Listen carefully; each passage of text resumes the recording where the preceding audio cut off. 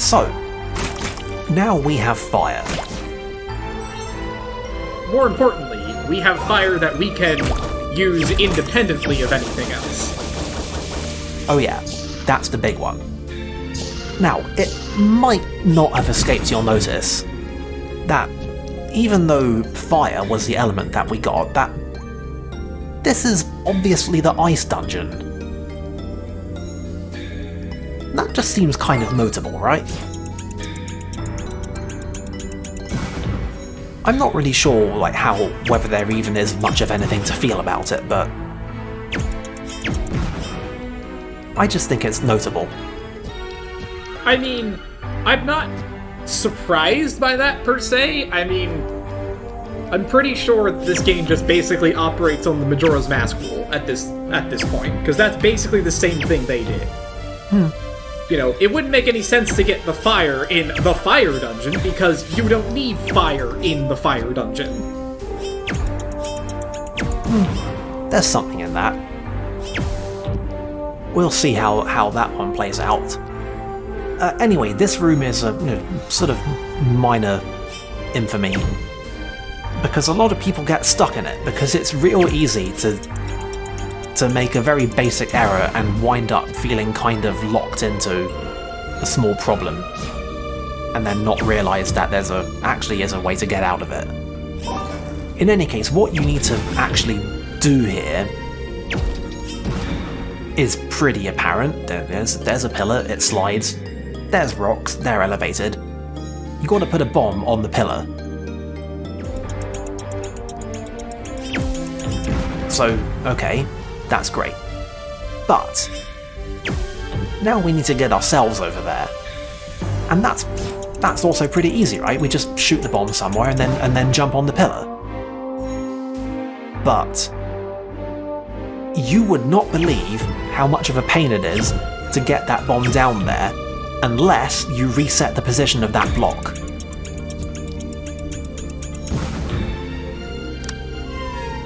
I hate it. It's just a little puzzle thing that I hate. I like that a lot. That's a really good puzzle. I mean, I also love it for the exact same reason. I love it because of how much I hate it. But let's be clear, I hate it. I mean, that is fair.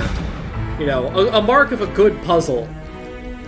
I've heard this said about really hard, bullshit hard Kaizo level design in platformers as well. But you know it's good when your response to it is "fuck you." I loved that. Yeah.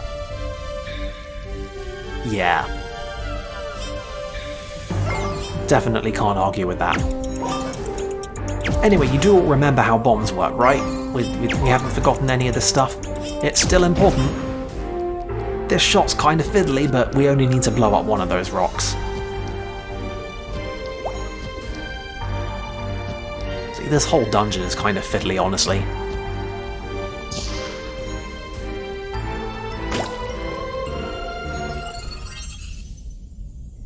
Now here's a room that definitely pays to have the Ice Walkers equipped.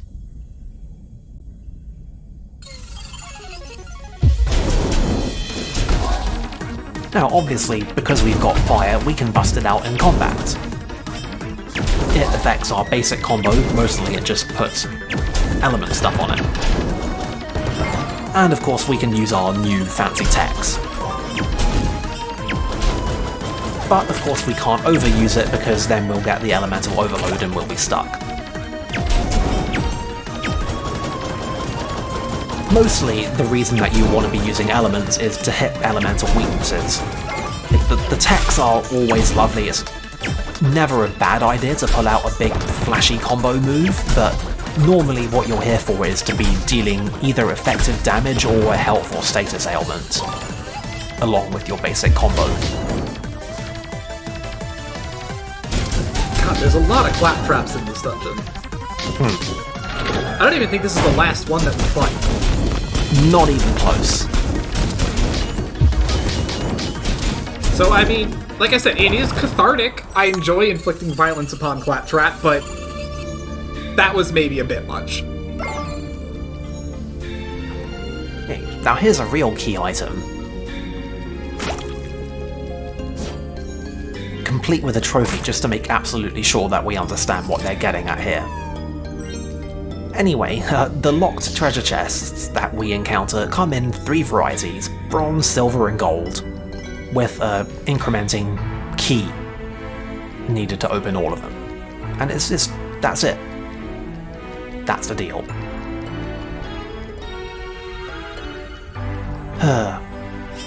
Oh, I remember this room. Yeah. This is the point at which the sliding block ice puzzles really kick up a gear, and I always love to massively overthink these ones. I think, right, we can get all of these things down. But you don't need to. If we... Of course we don't, but I want to. Which leads to this galaxy brain horse shit. Again, totally unnecessary in the greater scheme of things, and I could have just done a very simple step to get this whole room solvable. But no, I had to do it this way. And yeah, getting one of those blocks down in that nook is actually necessary to be able to jump over here in the first place, so really that whole thing was just a big waste of our time. But hey, I got to feel real smart. I mean, I applaud the way that you solved it, even if it was completely unnecessary. Look, in a game like this, I feel like just going a bit extra all the time is just a mark of respect. It feels right, you know? Now let's do it again. I don't think it actually is possible to get all of these 4 blocks in this top room down. And it maybe takes me a bit longer than it really should to realise that, but it winds up not mattering very much. Honestly, we all love to rail against these kinds of puzzles, against sliding blocks on ice, but secretly we all love them. We just live for this shit. Yeah, I don't know if I'd say that's true. Oh, of course you wouldn't. Nobody would say it. It's just how we all feel.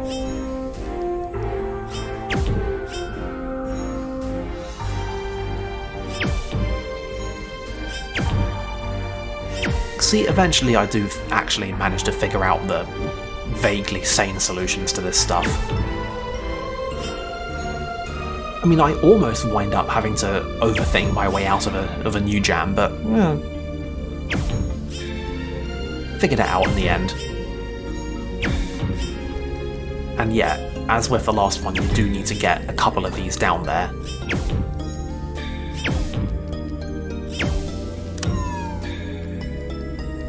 Like, that perspective looks wrong. Like, it looks like the whole thing is wrong, but actually it's lined up perfectly. Now here's a room. This goddamn room. This looks just kind of immediately overwhelming, but actually the solution to this is very straightforward. And the real fucker about it is that the stuff inside that little room is perfectly arranged so that you can solve this puzzle just by making a sequence of shots, just one window in, and then the next window, and then the window after, in exactly the order they appear.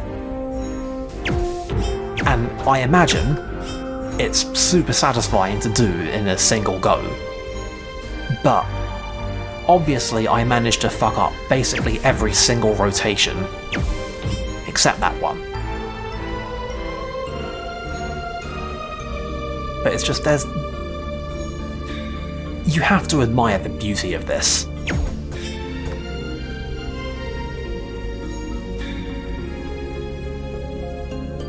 I considered going back and getting another take, showing this being done in the correct order, in as few goes as possible, but... I mean, you can see where it's going with that. There's really no... Yeah. Anyway, here's another one of these real sneaky ones. just as soon as I manage to remember that that's where I actually need to be. Once again, the challenge, such as it is pretty unambiguous. It's kind of immediately obvious what you need to accomplish here. It's just, where do you shoot from? And this is a question with an answer, with a good answer even. It's just that, I don't know if it's just me or if anyone else feels that way, but I feel like the perspective makes it look like that shot cannot possibly work. No, I think that one was pretty straightforward. Like, there are definitely some that are like, what in the fuck even is this? But that one's not too bad, I don't think. Yeah. Anyway, this is an obvious setup, isn't it?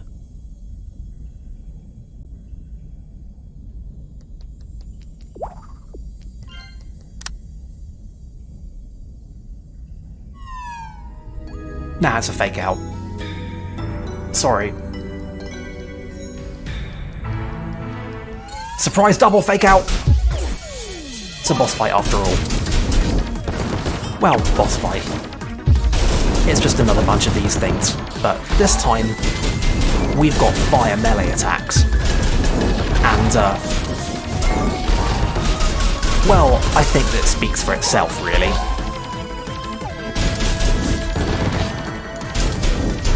It just absolutely melts them. Figuratively and literally. Well, that was exciting.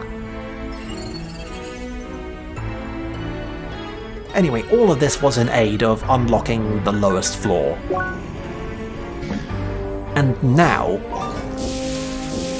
ladies and gentlemen and all other friends, it is time for this dungeon to get onto its bullshit at long last. That was my 10th hour in the game, by the way. But yeah, if you thought that we were dealing with peak CrossCode before, oh no. Well, I got some bad news for you. Oh no. This floor is some peak CrossCode bullshit here.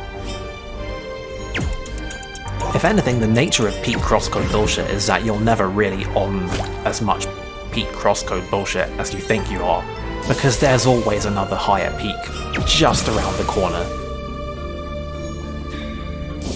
This is a little annoying, but not actually that difficult. Yeah, I remember this being extremely obnoxious. Like, the temptation is to hit it with a melee, and then to retreat, but that's just barely not possible. You've gotta use the ranged attacks. And all of this is, of course, not actually in aid of getting anywhere, but setting up a path so we can get somewhere in the future. I feel like possibly a tiny bit of foreknowledge on my part might have made this not the optimal path for showing off what's so peak CrossCode about this section, but suffice it to say that we're gonna have to be doing a lot of exploring down here. God, this shot. Also, yeah. This shot's a fucker. Yeah. So these icicles will regenerate in, like, not even an entire second, I think they stay gone. It's real bad. And there's no really obvious way of dealing with it. I mean, the solution is pretty straightforward, but... Because we could try the shoot them and then hit the bomb that we tried before, but there's too many of them. And, well, you know, there's a second bomb here, so we can just shoot one bomb and shoot the other bomb, or maybe we can try just shooting one bomb twice, but nope. All of those things give you just barely not enough time. And I think even the correct solution here is it feels just kind of a little bit finicky, but you have to dodge. Oh, see, here I was going to say that the alternative solution that I usually use, that I used there, was you don't have to be on fire. The what now? You can just knock one over and then get in position at the other bomb. Oh, yeah, that might work. But yeah, you can use the timing. The bomb explosions are technically fire elemental, which is weird. It means that one bomb exploding next to another will do the fire effect on it. So that's worth keeping in mind. But yeah, I mean, that will also work. But I think the dash timing on it is just about perfect. By the way, you can walk on the tops of those icicles. You would not believe how important that fact is. You know, unless you fully internalize the fact that this is CrossCode, and you probably started to suspect. Notably, our prize for solving all that is 1 key.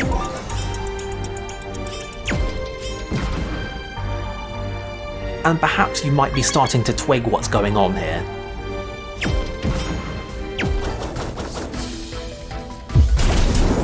This, I believe, is the first room that you can encounter that has an enemy counter in it, while not immediately throwing you into a fight. Which means exactly what you think it means. Combining puzzles and combat in my CrossCode? Unthinkable. And yet, here we are. So yeah, as it turns out, systematic extermination of every enemy in a room is a recurring gimmick.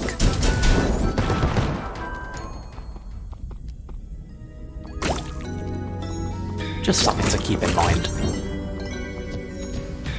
By the way, I think I mentioned before that Temple Mine is unique, not only for having a quest in it, but also for having plants in it. And yes, I did just completely forget to pick up some laser TNT there. Yes, I am going to forget for ages about that, and yes, I am going to spend about half an hour off camera scouring this dungeon for the single fucking thing that I missed before handing in that quest. Thank you. So glad that you asked. I mean, I just assumed that was the case.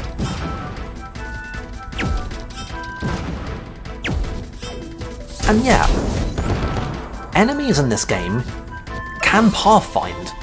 They can reason about all the jumps, they know all the ways around the room. I don't know if that's just the developers like really meticulously programming a bunch of like topographical data into every room, or whether the enemy pathfinding is just actually that clever. Either way, I have to respect it. Like, it's just kind of nuts that these enemies can pathfind around this room. And they jumped on the block. That's what gets me. They jumped on the movable block that we put there. They can't have known for certain that that's where it is. It is impressive. Freaking video games, man. Anyway, this isn't for a key. That's just for a secret for some equipment. These are pretty decent, they have good stats, they give you resistance to various elements, and they give you balance, which slows down your overload, so you can keep on shooting fire for even longer. But what they don't have is ice walking, so we're just gonna stick with the ice walkers for now. I mean, I can't think of anything that's more appropriate to find in an ice-covered mine than a pair of sandals, personally. Yeah. Checks out. Makes sense. Anyway, did you think we were done with ice block bomb puzzles? Because you might have thought that. And if you did, then, well, bad news for you. This seems like a good time to point out that a lot of the time you can just easily reset any puzzle by walking in and out of the room. Now, why would you think that we need to do that? I mean, we could have reset it manually ourselves, but that was just quicker. Anyway, here's another one of those times when, oh, you figured it out. You figured out the trick. And then the trick just keeps on going.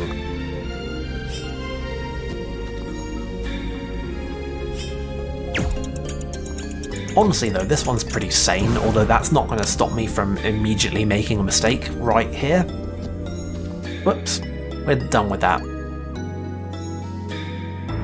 I was like, right, we're obviously done with that, we hit the shortcut button. But no. Then it took me a curiously long time to actually get that first shot to move again. I don't really get it. I don't understand why that's so difficult. Anyway, here's what you actually have to do.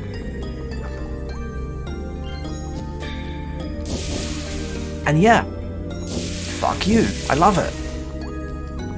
Video games. By the way, the eggs just sometimes randomly have bugs in them too. It's a riot.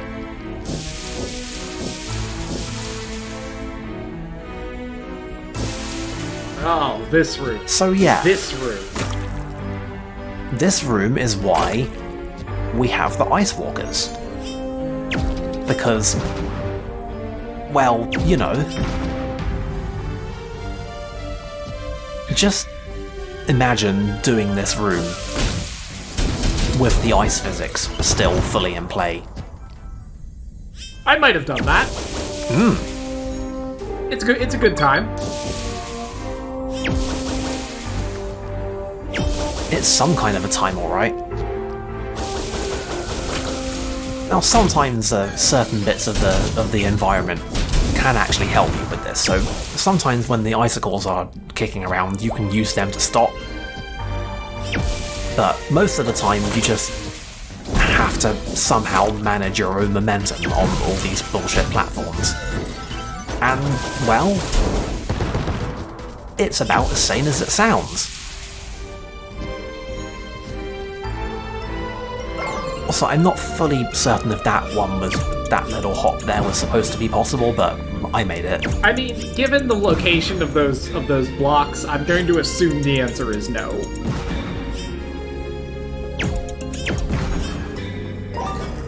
Yeah, it's an odd one. But then again, where else is there really to go from there? Well, I think the idea is supposed to be that you hit that bomb from below, which breaks the rocks, and then you can jump over there normally. Yeah. That's plausible.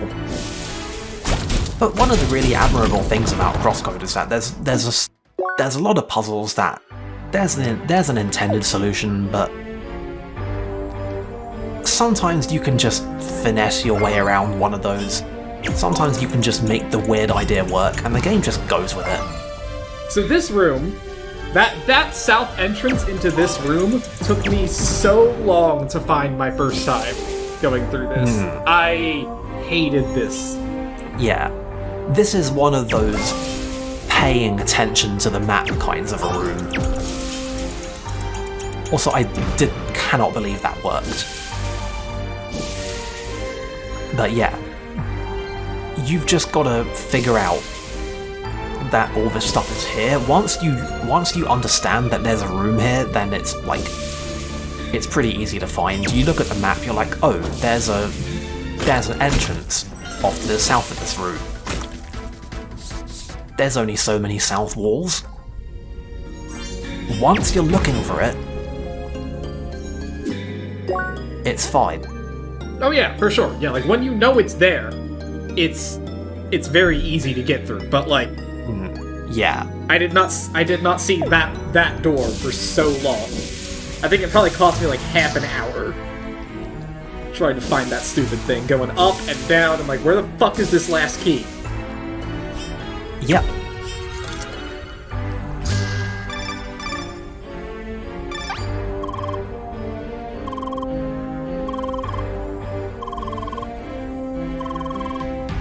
Same, Emily. Same. Yeah. As it turns out, Emily is not a fan of bugs.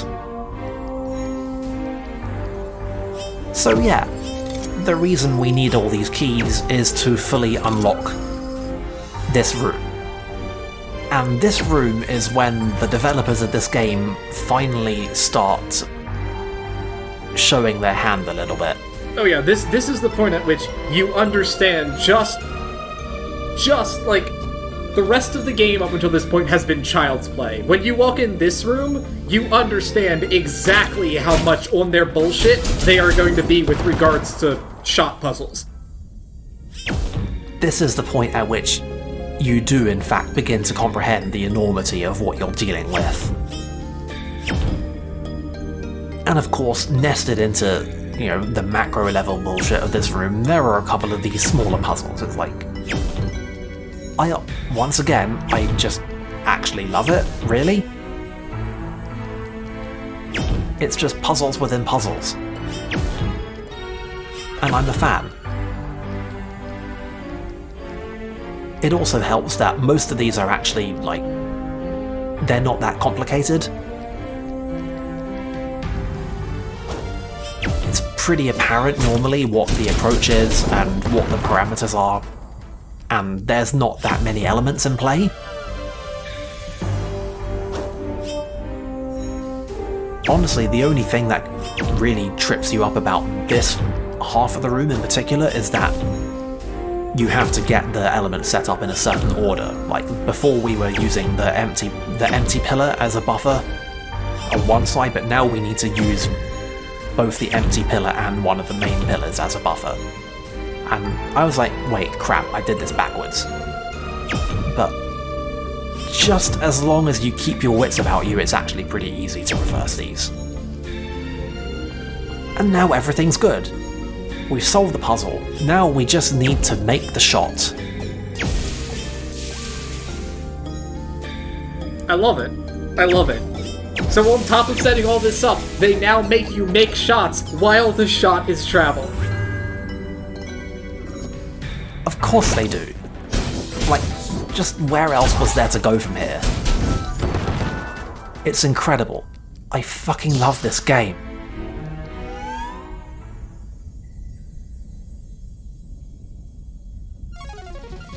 So yeah, here's a room with a lot of bugs in it.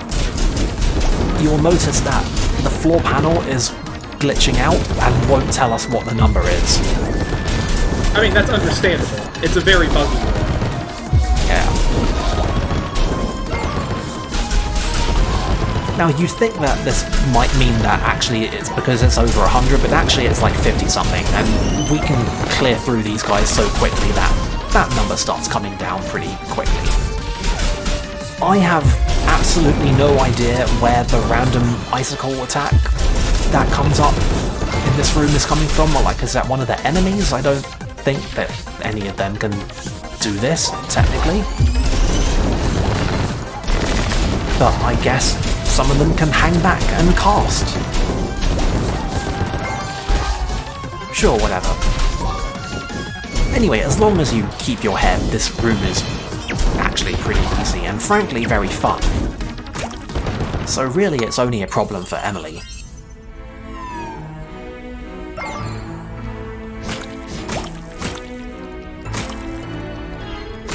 Anyway, as you'd hope after, that big climactic puzzle, this is where we get the big key. Except they have to call it the master key because otherwise they might get a copyright strike. But, we all know what they mean. Anyway, just in case you thought that this room wasn't finished, there is also a thing hidden in here. I thought for a minute that we were going to have to be jumping on some of the puzzle elements, but actually it's a pretty straightforward hop. Anyway, the par time for Temple Mine is 90 minutes. That's how quickly Emily will beat it. If you go by video length, it will seem like we're an hour in, although I did do 3 or 4 speed-ups. So the actual time on the actual IRL clock that I had at this point was about an hour 10. Well, it's a good thing that the boss is not going to take us 20 minutes. That's a very good thing. Really, I only mean to make the point that the par times aren't that tight. It's just that certain things in this dungeon can get you stuck. And if you're a completionist, if you want to try and find things, if you notice a puzzle somewhere and you're like, oh, I gotta do it, then you can get stuck. So anyway, here's this giant enemy claptrap. It has, I swear to God, I am not making this up, it has 9,001 hit points. Of course it does. Of course it does. Why wouldn't it at this point? Anyway, the theory is pretty straightforward. It's got a giant glowing weak spot, and the giant glowing weak spot has a shield on it. But also, it throws bombs at you, and you can throw those bombs right back at it. That's it, that's the fight. Simple, right? There's some... Foregone conclusion. Well, like any good boss, there's some complications to this. Yeah. That was just a tutorial. That's how you know you've got a good boss fight, when it has an integrated tutorial. Most of the things that change between the phases in this boss, I mean, the most obvious thing is that his shield starts requiring progressively more bombs in order to take down. Like in the first phase, it goes down with just one. In this one, it takes 3. Although fortunately, those don't have to be all within short order of each other, it's just 3 total. And of course, once it's down, you do have to, actually keep hitting him and do damage. He also has that flamethrower attack. That's big, it sweeps everywhere, it does a decent damage, it'll probably set you on fire, but the real thing about it... I mean, the real thing about it is that any bombs that are down there, they will get launched directly at you. Like, he cheats, it's such bullshit. He shouldn't be able to do that. I mean, it does make sense, it is fire. It's the same thing you're doing. Yeah, I mean, well, it makes sense that it's fire and it launches the bombs, but it doesn't matter where he is, or where the bombs are, or where you are. If he hits any bomb anywhere on the level with any fire from anywhere, the bomb will always just launch itself directly at you, regardless of how little sense that makes. Anyway, third verse, same as the second, but now it takes 5 bombs to get through that shield. And he attacks a little bit quicker, hits a little bit harder, throws more bullshit at you. Gotta really make those action sandwiches work. Seriously, that ice thing hits you in the back. It hits real hard.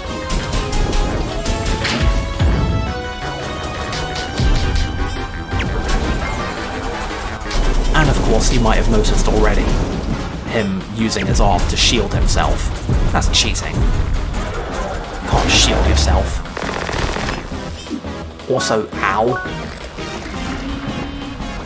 Fortunately, we came prepared to this and with a lot of sandwiches. We just bought an entire picnic basket. Honestly, I could have stood to have maybe shown off a couple of the food buffs. Just see how some of that stuff works. Also, I'm very pleased with that little volley. Just 0 to 5 bombs. And I interrupted his flamethrower. Because, I mean, naturally one of the other hallmarks of his last phase is that he just always follows the bomb shower with a flamethrower. So, you kind of have to be on the ball. Anyway, one last action sandwich and he's down.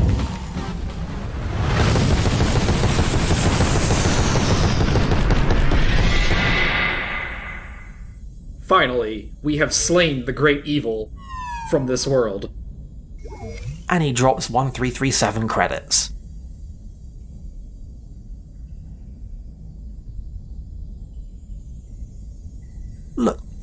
forget what game we were playing.